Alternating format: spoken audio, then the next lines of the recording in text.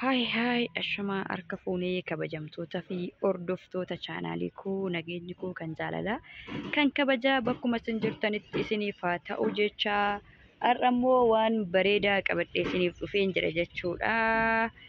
Mee viidiyoo kana keessatti akkuma argaa jirtanii teebilii nyaataati jechuudha. Teebilii nyaataa ajajadhee ture. Garuu waaqayyoof galanni guddaan haa ta'u teebiliin nyaataa kuni haala miidhagaa ta'een naa bahe jechuudha. Kabajamtoota hordoftoota keenya kan gidduu isaatii jechuudha gaxamamaa jira fe'achuun dhufe jechuudha. Guyyaa har'aa naa xumuramee haala bareedaadhaan akkanatti naa xumuramee jira jechuudha. Keessaa immoo gaxamaa jiru jechuudha. Kan gidduu isaa gaxamaa jiru. Ammasitti viidiyoo xiqqoo maradha jedheetani yeroo mana kootti galchus akkamitti akkan kaa'ullee viidiyoon isin hojjedha jechuudha. Ammas immoo viidiyoo itoon asiin fuudhin duratti viidiyoo xiqqoo isin yoon godhe natti tola jedheeni dhugaa waaqayyoo baay'ee teessoo ajaa'ibaa kalariin isaallee baay'ee bareeda jechuudha. Haala gaariidhaan xumurame kunoo haala kanaan jaadha jechuudha. Teessoo ja'a. Haala bareedaa ta'een naa xumuramee anillee baay'ee gammadeera. Yeroon ajajadhu garuu gosoota kanaa tokko wayii kan namni ajajatu mana keessa jira. Anis gammachuudhaan diizaayinii kanaa naaf hojjedhaa jedhee gammachuudhaan itti madde. Akkuman gammachuudhaan itti maddee haala bareedaadhaan naa xumuramee jira. Hordoftootaa fi kabajamtoota koo dhugaa dubbachuudhaa fi amma gaaddisa ta'e jechuudha. Bakki dhaabadhee waraabu garuu gaaddisaadha. Yeroo gara manaatti gales viidiyoo isiniif waraaba garuu baay'ee dhugaa dubbachuudhaaf waanan mana koo keessatti hojjechiise kana keessa wanti amma kanaa baay'ee natti tole hin jiru hin argines dhugaa waaqayyooti. Haala miidhagaatiin akkuma nan ajajadhetti naa xumuramee jira jechuudha. Egaa hordoftoota keenya kan gudduu taa'umee seenee al tokko isinitti agarsiisu. Qo'aa gaxamaa jiru jechuudha. Namoonni keenya viidiyoo yoo waraabdee hin dallanu jechuudha. Namoonni biyya keenya itti himtee eeyyamsiistee viidiyoon kun dhimma akkanaati fi maal yoo jette malee viidiyoo yeroo ati waraabdu maaf nu waraabdaa waan jedhamu yaada garaagaraa namatti kaasa uummanni. Kanaaf immoo amma kan gidduu taa'u kan irratti nyaatamu kan gidduu taa'u naaf gaxamaa jiru. Ani immoo akkuma argaa jirtanii gaarii fidadhee dhufe jechuudha. Bajaajii fi duubaa nan dhabe har'a akka carraa ta'ee guyyaa gabaa miti jechuudha har'a.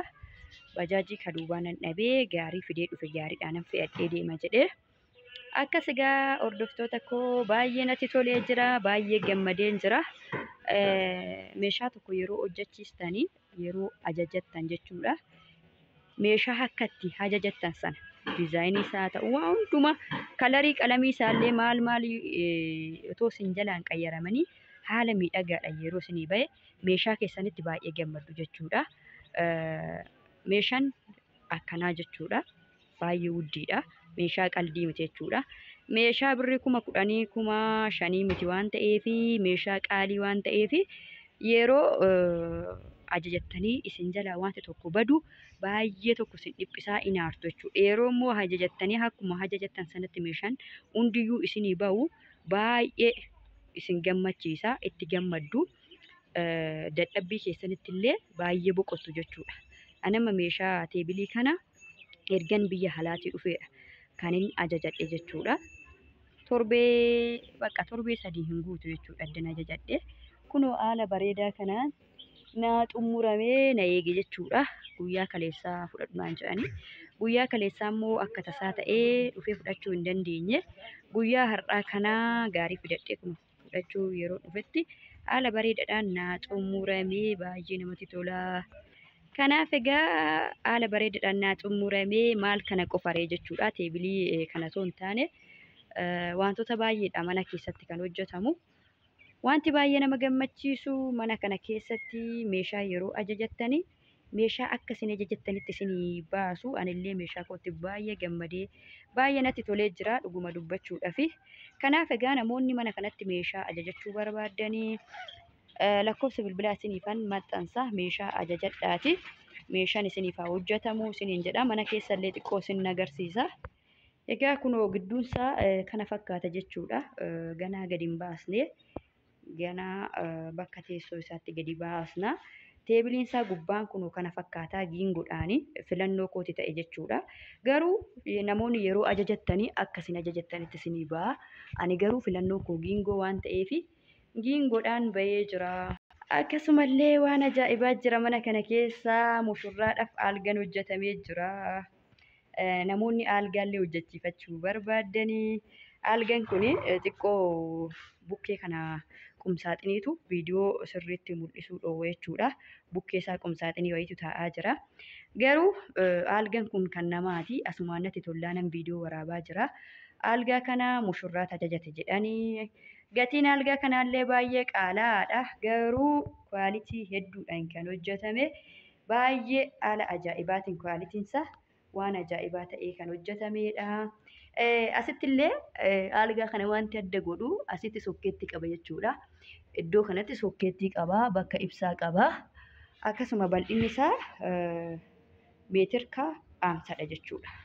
Meetir kaa'amsadha baay'ee aalgaa ajaa'ibaati. Aalgaa akkanaallee nuuf hojjedhu warri jettanii siniifan hojjedha. Wantoota meeshaa barbaadan mana kana keessatti jechuudha. Wanta kamuu nuuf hojjedhu nuuf hojjechiisi. Yoo jettan sirriitti isin hojjechiisa. Akkasumallee waan ajaa'ibaa wayiin isin agarsiisa bukkee kana. Qumsaaxiniin kunis xiqqoo aalgatu dhossee jira guutuusaa. Asumatti mul'ata jedhee yaada garuu egaa mana meeshaa waan ta'eef meeshaan manni xiqqoo xibbaabidha. Meeshaan walirra jira jechuudha. Kanaaf egaa qumsaaxiniin haala isin barbaadaniin amma fakkeenyaaf qumsaaxinii kana nama aalgaa kana ajajatu qumsaaxinii kanallee ajajate kuni kan kiyya miti jechuudha. Garuu waan ajaa'ibaa keessi isaallee ganaa itti hojjetamaa jira garuu maali hojjetamee xumurameera. Bakki gaaraa suni bakka itti fannifamuudha. Kaameeraa harka tokkoon qabee waraabaa jira. Haala kana keessisaa haala kanaanii ajajamee jira. Garuu kana kan ajajate abbuma aalgaa kana hojjechiifatetu ajajatee jechuudha. Qumsaaxiniin kunillee baay'ee bareeda. Aalgatu xiqqoo na dhosse jechuudha. Egaa meeshaa mana kana keessaa meeshaa ajaa'ibaatu jira. Kuni qumsaaxinii abbaa tokkooti jechuudha. Shiilli namatu hojjechiifate. Asittillee kichin kaabineetiin jira. Kichin kaabineetii kanallee haala kanaan jira jechuudha. Egaa waa baay'ee as keessa jira. Kana qofa miti. Mataa aalgaallee jechuudha. Mataa aalgaallee akkasitti hojjetamee jira. Aalgaa kabiraati jechuudha. Kun viidiyoo keessatti mataa aalgaatu hojjetamee jira. Aalgaa diizaayinii biraati immoo kun jechuudha. Akkasuma gayaa mana kana keessatti waa meeqatu jira. Akkasumallee aalgaa mataa aalgaa irra diizaayinii lammaffaadha jechuudha. Wanti hundiyyuu akka abbaan ajajatetti jechuudha.